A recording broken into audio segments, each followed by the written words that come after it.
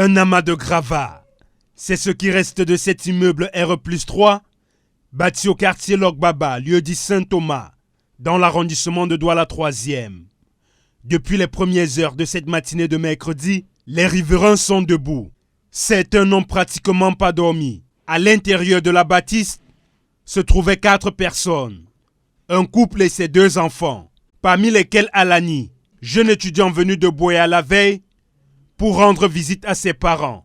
Ils sont sortis sains et saufs des décombres, au moyen de cette échelle, et ce avec le concours du voisinage. Si aucune perte en vie humaine n'est à déplorer, les dégâts matériels sont considérables.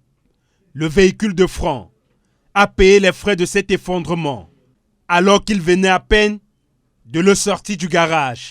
Il nous refait le film d'une nuit horrible. Ça a commencé, je peux dire, 3 heures du matin. J'étais dedans, j'attends certains petits bruits qui se passaient dehors. Je croyais que peut-être c'est des voleurs qui arrivent de casser les choses. Et je suis sorti. C'est quand je suis sorti, j'ai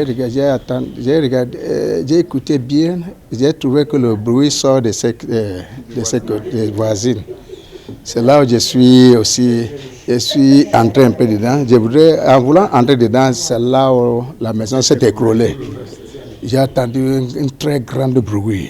C'est là où j'ai couru, même entré dedans jusqu'à...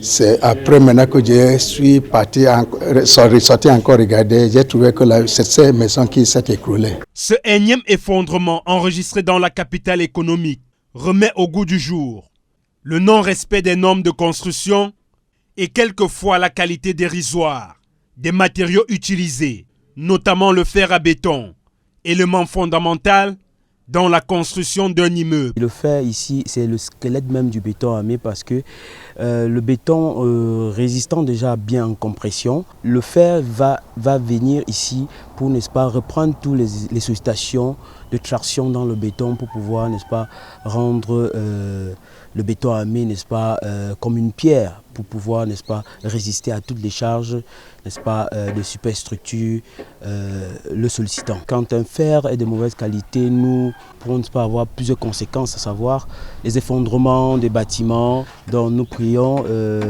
les pouvoirs publics aussi de veiller à ce que cette fabrication de fer, n'est-ce pas, se fasse dans de très bonnes conditions. Après la descente des autorités sur le lieu du sinistre, une enquête a été ouverte à l'issue de laquelle sera décidée la mise ou non